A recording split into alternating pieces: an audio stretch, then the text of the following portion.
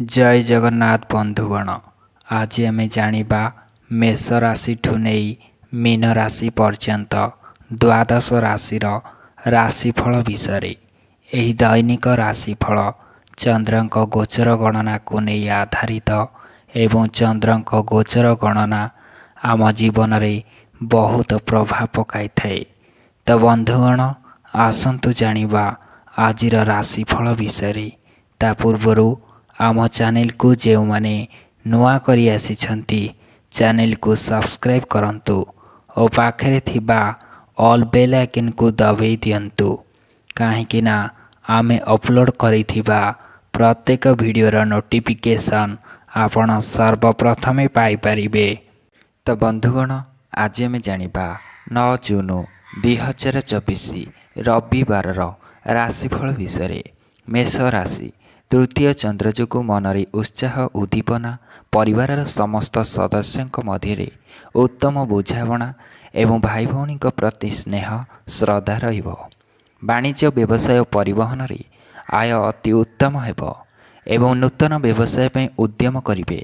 कर्म रे आशा ठारू अधिक सफलता और समस्त कर्म रे आपणकर कार्यदक्षता प्रकाश पाइबो। जेउ मानकर अश्विनी और कृत्तिका मेष से माने उपकृत हेबे। वृष राशि द्वितीय चंद्र द्वितीय तिथि एवं घातबार जोगु समस्त कर्म रे शुभफल मिलिले मध्य मनरे अस्थिर और विषादग्रस्त रहिबो। धन और आय प्रति मनरे दुर्बलता प्रकाश पाइबो एवं धन जेते अधिक मिलिले मध्य मनरे आत्मसंतोष मिलिबो नाही। वाणिज्य व्यवसाय और परिवहन रे आय अति उत्तम हेबो एवं आयर नूतन मार्ग खोलिबो। कर्म रे सफलता मिलिले मध्य किछि समस्या देखादेबो। जेउ मानकर कृत्तिका और मृगशिरा वृष से माने उपकृत हेबे। मिथुन राशि श्रीचंद्र जोगु धन मान सम्मान एवं सुखाद्य सुबसन प्राप्ति हेबो। दुख क्लेश रोग श्लोक एवं अवसादरू मुक्त हेबे। मनरे प्रसन्नता परिवारर सुख शांति एवं समस्तंकर प्रशंसार पात्र हेबे। वाणिज्य व्यवसाय और परिवहन रे आय अति उत्तम हेबो एवं कर्म क्षेत्र रे स्वल्प परिश्रम रे अधिक सफलता मिलिबो। जेउ मानकर मृगशिरा और पुनः बसु मिथुन से माने उपकृत हेबे। कर्कट राशि द्वादश चंद्र जोगु अजथा खर्च बदर्च एवं परिवारर खर्च भार वृद्धि पाइबो एवं खर्च भार रे अतिष्ठ होई ऋण करने पड़ी पारंती। मनरे अस्थिरता परिवार रे मतांतर एवं निश्चितता को परित्याग करी अनिश्चितता पछरे पश्चात धावन करिवे। वाणिज्य व्यवसाय परिवहन रे आय अपेक्षा व्यय अधिक हेबो एवं कर्म क्षेत्र रे विफलता पाइबे और कर्म प्रति अनाग्रह भाव प्रकाश पाइबो। जेउ मानकर अश्लेषा कर्कट से माने सतर्क रहिबे। सिंह राशि एकादश चंद्र घातबार जोगु घातबारर प्रभाव पड़िबो नाही। धन संपद बुद्धि पाइबो एवं समस्त आशा आकांक्षा और अभिलाष पूर्ण हेबो। अन्य को देइथिबा धन फेरी पाइबे एवं हुधन फेरी पाइबे।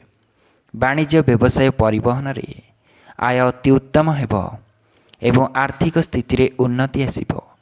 कर्म रे सफलता सम्मान शिखर छुईब। जेउ मानकर मघा और उत्तरा फाल्गुनी सिंह से माने उपकृत हेबे। कन्या राशि घातबार घातचंद्र जोगु वाद विवाद स्वास्थ्य अन्य सहित कथबार्ता एवं जेकोसी कर्म करने पूर्वर भल भाव चिंता करिवे। मनरे दुश्चिंता दुर्भावना एवं हतोत्साह भाव प्रकाश पाइब एवं समस्त कर्म विवादीय हेबो। वाणिज्य व्यवसाय परिवहन रे आय स्वल्प हेबो एवं कर्म रे बाधाविघ्न और बहुविधि समस्या देखादेव। जेउ मानकर हस्ताकन्या से माने सतर्क रहिबे। तुला राशि शुक्ल पक्षर नवम चंद्र रविवार जोगु गुरुजनक कृपा क्षमताशाली व्यक्ति सहायता एवं राजनैतिक व्यक्ति शुभ दृष्टि रहिबे। उच्च सम्मान उच्च पदवी एवं महत व्यक्ति आश्रय मिलिबो। वाणिज्य व्यवसाय परिवहन रे आय अति उत्तम हेबो ଏବଂ କର୍ମରେ ସଫଳତା ସମ୍ମାନ ଏବଂ ପଦସ୍ଥ ଅଧିକାରୀଙ୍କ ଶୁଭ ଦୃଷ୍ଟିରେ ରହିବେ। ବିଛା ରାଶି ଅଷ୍ଟମ ଚନ୍ଦ୍ର ଯୋଗୁଁ ମନରେ ବିରକ୍ତି ଭାବ ପ୍ରକାଶ ପାଇବ ଏବଂ ଶାରୀରିକ ପୀଡ଼ା ଭୋଗିବେ। ସମସ୍ତ କର୍ମରେ ଭୁଲ ନିଷ୍ପତ୍ତି ନେବେ ଏବଂ ଉଚିତ କର୍ମରୁ ବିଚ୍ୟୁତ ହୋଇ ଅନୁଚିତ କର୍ମରେ ଆଗ୍ରହ ରହିବେ। ବାଣିଜ୍ୟ ବ୍ୟବସାୟ ପରିବହନରେ ଆୟ ଅପେକ୍ଷା ବ୍ୟୟ ଅଧିକ ହେବ ଏବଂ କର୍ମ କ୍ଷେତ୍ରରେ ବିଫଳତା ପାଇବେ ଓ ଅଯଥା ବିଳମ୍ବ ଦେଖାଦେବ। ଯେଉଁମାନଙ୍କର ଜ୍ୟେଷ୍ଠା ବିଛା ସେମାନେ ସତର୍କ ରହିବେ। ଧନୁ ରାଶି ସପ୍ତମ ଚନ୍ଦ୍ର ଯୋଗୁଁ ମାନସିକ ପାରିବାରିକ ଶାନ୍ତି ଏବଂ ଦାମ୍ପତ୍ୟ ଜୀବନରେ ମଧୁରତା ଆସିବ। ପରିଚିତ ମହିଳାଙ୍କ ଠାରୁ ସାହାଯ୍ୟ ସହଯୋଗ ଓ ଧନ ପ୍ରାପ୍ତି ହେବ। ଆମୋଦ ପ୍ରମୋଦ ଓ ମଉଜ ମଜଲିସରେ ଅଧିକ ଆଗ୍ରହ ରହିବ ଏବଂ ପରିବାର ପ୍ରତି ଅଧିକ ଯତ୍ନଶୀଳ ହେବେ।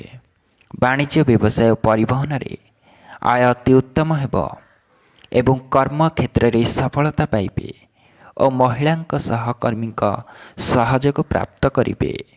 ଯେଉଁମାନଙ୍କର ମୂଳା ଓ ଉତ୍ତରାଷାଢ଼ା ଧନୁ ସେମାନେ ଉପକୃତ ରହିବେ।